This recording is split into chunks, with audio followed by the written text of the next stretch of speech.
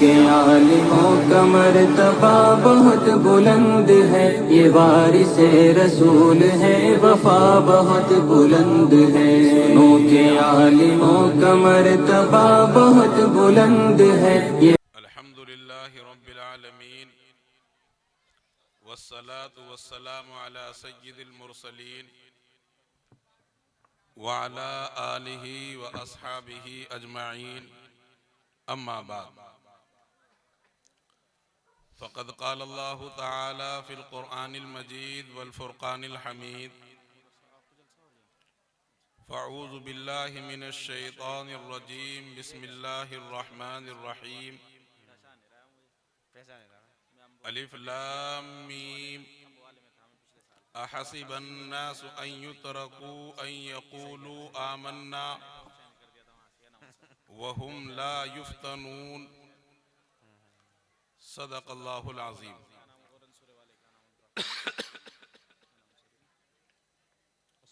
अज़ीज़ान गिरामी, अल्लाह तबारक व तआला का हद दर्जे फजल व करम है कि अल्लाह तबारक व तआला ने हम सबों को ईमान और इस्लाम की दौलत से नवाजा है। ये दौलत इतनी बड़ी दौलत है कि इस दौलत के सिलसिले में जितनी गफलत मुसलमानों में है उतनी गफलत किसी और दूसरी कौम में नहीं है। इसीलिए अल्लाह तबारक व तआला ने कुरान करीम के अंदर इस बात को सराहत के साथ बयान फरमाया है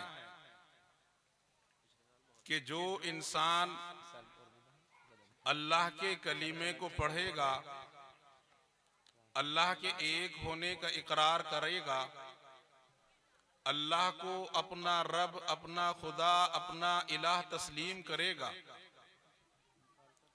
तो उस इंसान को आजमाइश से भी गुजरना होगा। अल्लाह के रसूल सल्लल्लाहु अलैहि वसल्लम के ज़माने में और ख़ास तौर पर इस्लाम का जो इब्तदाई ज़माना है मक्के का, उस ज़माने में जिन लोगों ने भी ईमान कबूल किया, इस्लाम के कलीमे को कबूल किया, तो अक्सर सहाबाए किराम को उस आजमाइश से और इम्तिहान से गुजरना पड़ा। हजरत बिलाल हबशी रज़ी अल्लाह ताला अन्हु, उनको ईमान के कबूल करने के पादाश में न जाने कितनी तकालीफ से, कितनी परेशानियों से, मुसीबतों से गुजरना पड़ा। हजरत सुहैब को, हजरत खब्बाब को, अलगर्ज जितने भी सहाबाए किराम थे, सबों को अपने ईमान के लिए आजमाइश से गुजरना पड़ा।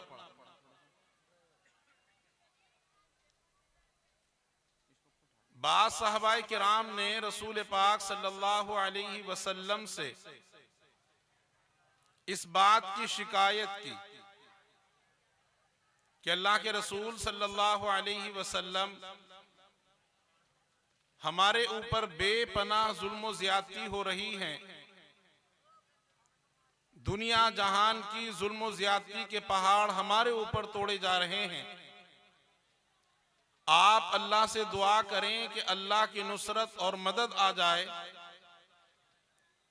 ताकि अल्लाह की नुसरत और मदद के जरिए हम इन तकालीफ से, इन मुसीबतों से, इन मक्के वालों की जुल्म ज्यादतियों से महफूज हो सके। तो अल्लाह के रसूल सल्लल्लाहु अलैहि वसल्लम ने सहाबाए किराम की इस दरखास्त पर कोई दुआ नहीं फरमाई, बल्कि आपने उन सहाबाए किराम की हौसला अफजाई की, उनकी हिम्मत को बढ़ाया और उनसे कहा कि तुमसे पहले जिन लोगों ने इस्लाम का कलिमा पढ़ा था उनको किन किन तकालीफ से, किन किन इम्तिहानों से गुजरना पड़ा कि जमीन के अंदर गड्ढा खोदा गया और उस गड्ढे के अंदर उनको खड़ा कर दिया गया और ऊपर से आरा ला करके उसके जिस्म को 2 हिस्सों में चीर दिया गया। लेकिन उन अहले ईमान ने, उन मुसलमानों ने एक लम्हे के लिए भी अपनी जुबान पर हर्फ शिकायत नहीं लाए। उनकी जुबानों पे कभी ये बात नहीं आई कि भाई हम इस्लाम कबूल करके अल्लाह को एक मान करके फंस गए हैं, बल्कि वो अल्लाह से हर हाल में राजी रहे। इसलिए अल्लाह तबारक व तआला कुरान करीम में इस बात को सराहत के साथ बयान फरमाते हैं कि क्या तुम इस बात को आसान समझते हो कि तुम ऐसे ही जन्नत में दाखिल हो जाओगे और जन्नत की कोई कीमत तुमसे वसूली नहीं जाएगी, तुम्हें जानी नुकसान नहीं पहुंचेगा, माली नुकसान नहीं पहुंचेगा, तुम्हारे ऊपर हालात नहीं आएंगे, परेशानियां नहीं आएंगी, ये सब कुछ होगा। तुमसे पहले लोगों ने जिन जिन आजमाइशों से गुजरकर अपने ईमान और अपने इस्लाम के इम्तिहान को पास किया है, उन तमाम मराहिल से तुम्हें गुजरना है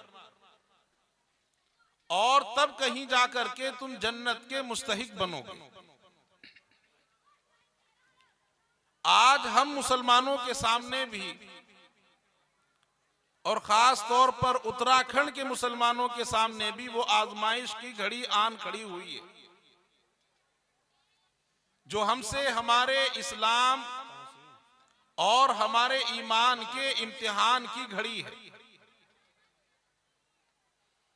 अल्लाह तबारक व ताला ने हमें ईमान और इस्लाम की दौलत से नवाजा है और कुरान करीम की शक्ल में एक दस्तूर जिंदगी हम लोगों को अता फरमाया है और इस बात का हुक्म दिया गया है कि हमें अपनी जिंदगी इस कुरान के मुताबिक रसूलुल्लाह सल्लल्लाहु अलैहि वसल्लम की सुन्नत और उनके बयान करदा तरीके के मुताबिक गुजारनी है। लेकिन आज इस सूबे की हुकूमत हमसे हमारा ये मजहबी हक छीनना चाहती है और हमें मजबूर करना चाहती है इस बात के लिए कि हम अपनी जिंदगी से कुरान के तरीके को, पैगंबरे इस्लाम के तरीके को, पैगंबरे इस्लाम की सुन्नत को, उनके बयान करदा अहादीस को अपनी जिंदगियों से निकाल दें। और हुकूमत ने और हुकूमत के चंद मुलाजिमीन ने जो कानून बनाए हैं, जो उसूल हमारी जिंदगी के लिए और हमारी जिंदगी गुजारने के लिए, हमारी निकाह तलाक के लिए, हमारे मीरास के लिए जो चंद कवानीन उन्होंने बनाए हैं, उन कवानीन को हम खामोशी के साथ कबूल कर लें और कुरान और सुन्नत को अपने हाथों से छोड़ दें।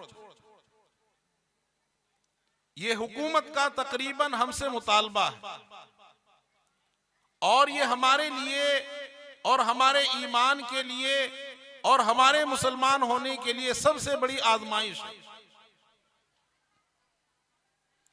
मौजूदा हुकूमत ने एक कानून बनाया है यूसीसी के नाम से। वो कानून कुरान के भी खिलाफ है, सुन्नत के भी खिलाफ है, शरीयत इस्लामिया के भी खिलाफ है, फुकहा के बयान करदा कवाइद, फुकहा के बयान करदा मसाइल के भी खिलाफ। हमारे पास जो कुरान करीम है कुरान करीम में जो दस्तूर जिंदगी हमें अता किया गया है, उस दस्तूर के अलावा हमें दुनिया के किसी दस्तूर की और दुनिया के किसी कानून की कोई जरूरत बाकी नहीं रहती। अल्लाह ने हमें बतला दिया कि फुला औरत तुम्हारे लिए हलाल है और ये औरतें तुम्हारे लिए हराम है। अल्लाह ने बता दिया कि तुम्हारे इंतकाल के बाद तुम्हारे माल का इतना हिस्सा तुम्हारा है, इतना हिस्सा तुम्हारे भाई का है, इतना हिस्सा तुम्हारी बहन का है, इतना हिस्सा तुम्हारे वालिद साहब का है। लेकिन ये हुकूमत हमसे कुरान करीम के उस दस्तूर को, उस निजाम को छीनना चाहती है। अल्लाह तबारक व तआला ने निकाह तलाक के मसाइल को, तरीकों को कुरान के अंदर, अल्लाह के रसूल ने सुन्नत के अंदर सराहत के साथ इन चीजों को बयान किया कि तलाक ऐसे होगी, निकाह ऐसे होगा, तलाक देने का हक मर्द को होगा, औरत को तलाक देने का कोई हक नहीं है। औरत को अगर तलाक हो जाए तो उसके बाद औरत के ऊपर इद्दत लाजिम है और इद्दत के अंदर ये पाबंदियां हैं।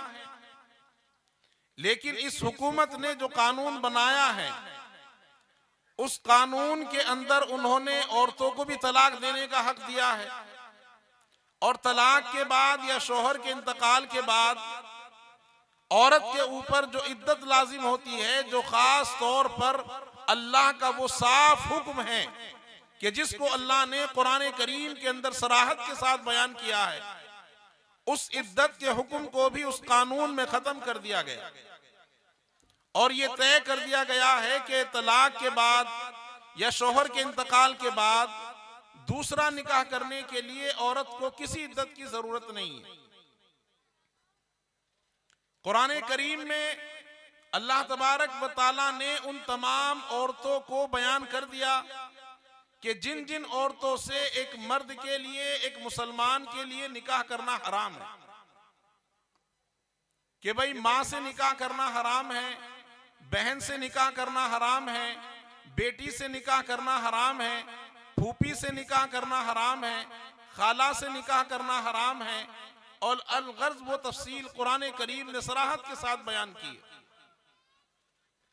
और इस तफसील को बयान करने के बाद अल्लाह ने फरमा दिया कि इनके बाद जितनी भी औरतें हैं वो तमाम औरतें तुम्हारे लिए हलाल हैं, खा वो तुम्हारी चचा की बेटी हो, खा वो तुम्हारे खालाजाद बहन हो, फूफीजाद बहन हो, मामूजाद बहन हो। इन तमाम औरतों से, लड़कियों से निकाह करना जायज और हलाल है। लेकिन इस हुकूमत ने इन तमाम निकाहों को गैर कानूनी करार दिया और तय कर दिया कि कोई लड़का अपनी चचाजाद बहन से निकाह नहीं कर सकता, फूफीजाद बहन से निकाह नहीं कर सकता, मामूजाद बहन से निकाह नहीं कर सकता, खालाजाद बहन से निकाह नहीं कर सकता। हालांकि शरीयत इस्लामिया में इन तमाम औरतों से, लड़कियों से निकाह करना जायज और हलाल है। अल्लाह तबारक व तआला ने कुरान करीम के अंदर मीरास के हिस्सों को साफ तौर पर और इतनी वजाहत के साथ बयान किया है कि किसी दूसरी चीज को अल्लाह तबारक व तआला ने इतनी वजाहत के साथ बयान नहीं किया। लेकिन हुकूमत ने जो कानून यूसीसी में बनाया है, उस कानून के अंदर मीरास के उस तरीके को भी उन्होंने बदल कर रख दिया।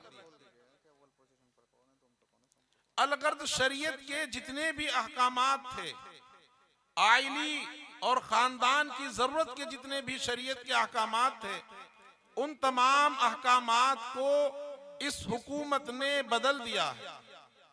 अब वो हमारे इम्तिहान की और हमारे ईमान और इस्लाम के इम्तिहान लेना चाहती है। वो देखना चाहती है कि हम अपने इस्लाम पर कितने साबित कदम रहने वाले हैं।